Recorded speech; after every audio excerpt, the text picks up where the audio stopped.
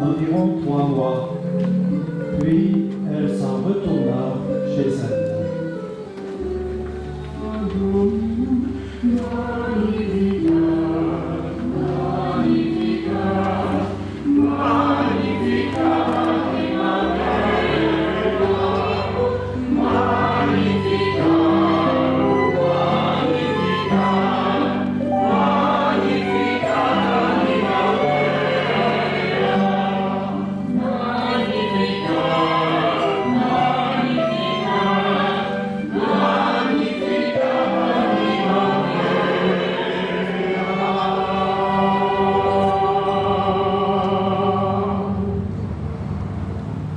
Veuillez vous asseoir.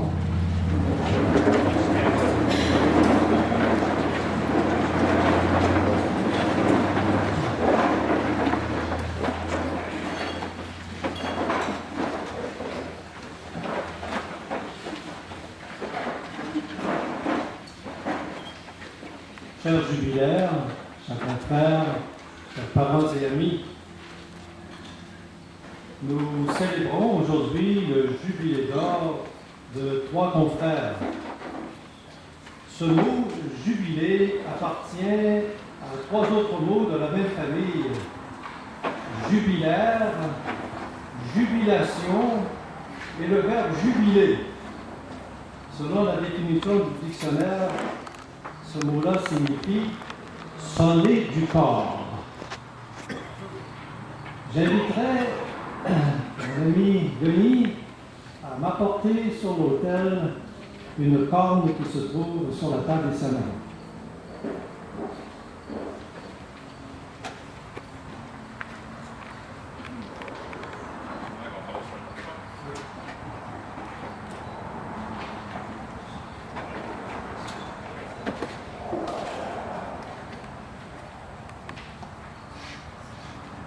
Le mot jubilé, jubilation, jubilaire vient de ce mot-là.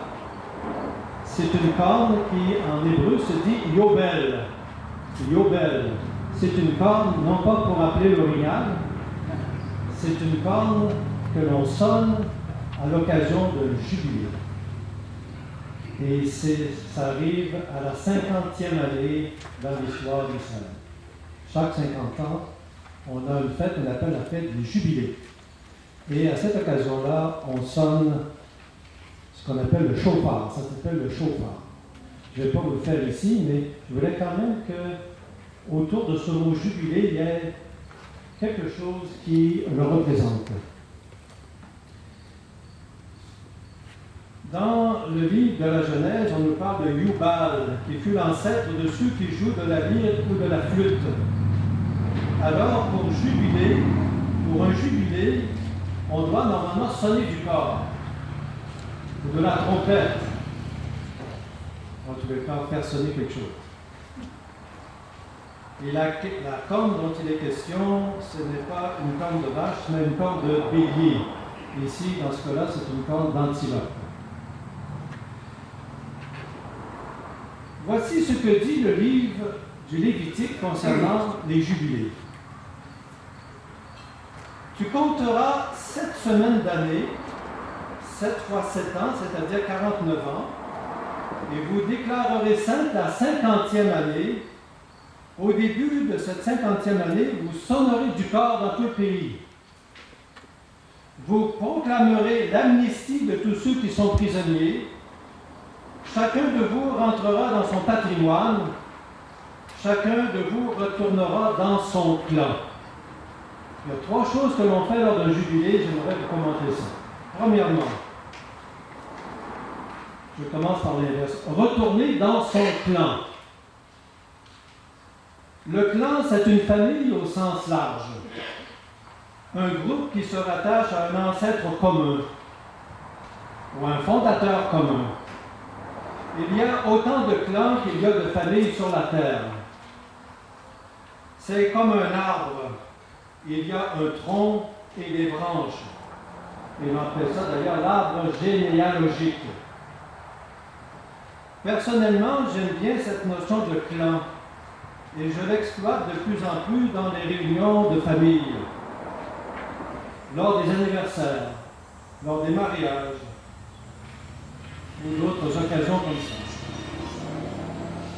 Malgré les difficultés de garder les familles unies, la famille demeure une des valeurs auxquelles on est encore les plus attachés actuellement au Québec.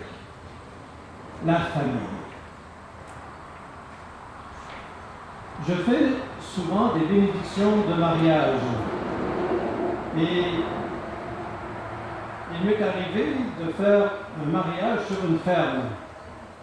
C'est pas toujours facile de faire des mariages sur les fermes. Une vingtaine d'années, c'était plus facile, mais pas maintenant. Pourtant, j'ai obtenu la permission. Pourquoi? Parce que il s'agissait d'un garçon et d'une fille pour qui les valeurs dans la ferme étaient très importantes. C'était deux jeunes médecins. Et le mariage a eu lieu sur la ferme. Parfois, on me fait des demandes curieuses. On veut se marier partout, sauf à l'église, près d'une piscine, dans un bateau, dans un avion. Il ne manque plus que le vin sauna pour le mariage. Cette fois-là, c'était sur une ferme. Et j'ai demandé à la fille, mais pourquoi sur une ferme? Pourquoi vous voulez tellement vous marier sur une ferme? Et ils m'ont répondu ceci, surtout la fille. Elle m'a dit, c'est ici, sur cette ferme, que j'ai découvert les valeurs de liberté, de responsabilité, de fierté et d'entraide. C'est pas beau, ça? C'est sur une ferme qu'elle avait découvert ça. Elle dit, pour mon mariage, j'aimerais que ça se passe sur la ferme. Et ce fut l'occasion, effectivement, de rattacher ce mariage à tout le clan aussi qui avait vécu sur cette ferme. Les familles en arrachent, on le sait. Nos familles religieuses en arrachent également. Il y a des frustrations, des fois des ruptures, des distances, des froids, etc. Il y a des personnes qu'on ne peut plus sentir. Il y a des personnes dont on préférait des fois taire le nom parce qu'on a honte. Pourtant, ils font aussi partie de la famille. Vous savez, moi j'ai beaucoup de respect pour des religieux qui ont passé 50 ans en communauté et d'autres plus encore. Je repense à ça cette semaine et dis, Jésus était chanceux. Il est mort jeune. Il a vécu la communauté seulement 3 ans. Seulement 3 ans, même 2 ans et demi, pas plus. Moi, je suis sûr qu'à peu près tous nous autres, après 3 ans de communauté, on était canonisables. Parce que oui, tout était beau, tout était facile. 50 ans plus tard, c'est pas si simple. D'avoir réussi à se rendre qu'à 50 ans de vie religieuse, c'est admirable.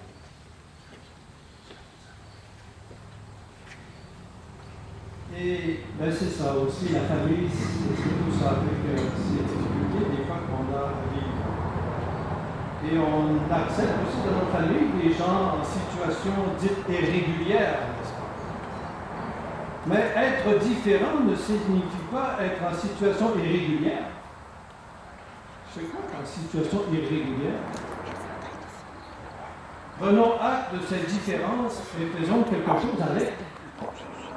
Prenons nos familles comme elles sont et faisons quelque chose avec.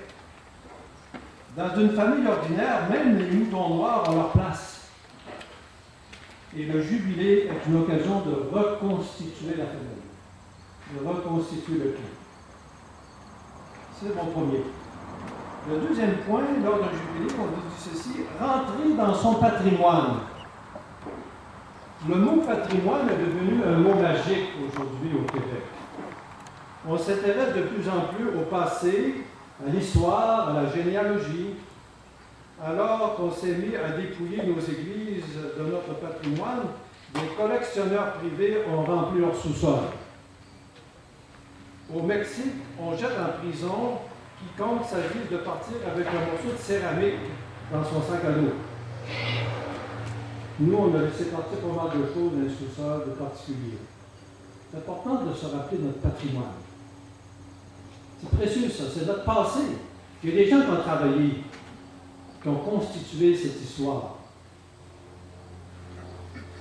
Rentrer dans son patrimoine lors d'un jubilé, c'est apprendre l'histoire de sa famille.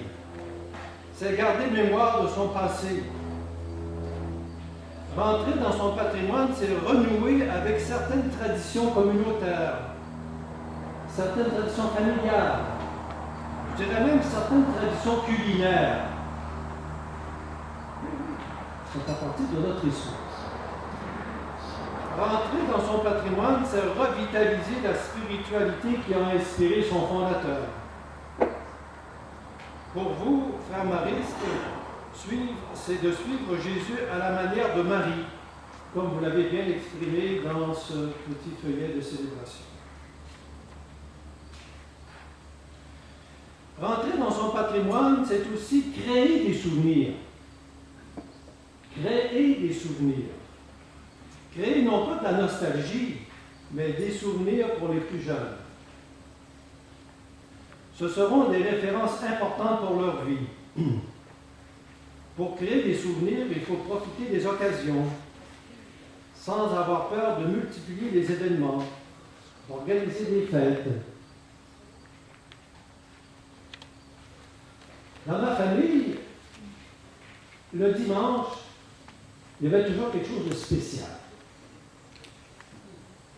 Je viens d'une campagne où on était relativement pauvre, mais le dimanche, il y avait toujours le gâteau 3 couleurs. Vous avez connu ça, le gâteau 3 couleurs, là? Il y avait du brun, il y avait du rose, il y avait du blanc. Ça, c'était magique. Le dimanche, on avait le gâteau 3 couleurs.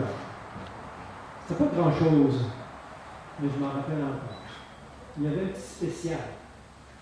Le dimanche, c'est pas comme le reste de la semaine. On avait un petit quelque chose de spécial. Dans vos familles, ayez un petit spécial aussi.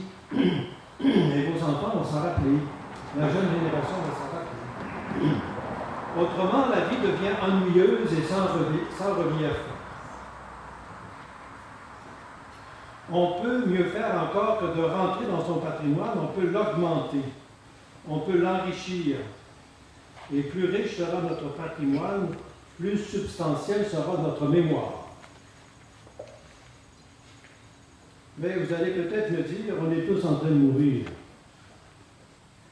En train de mourir?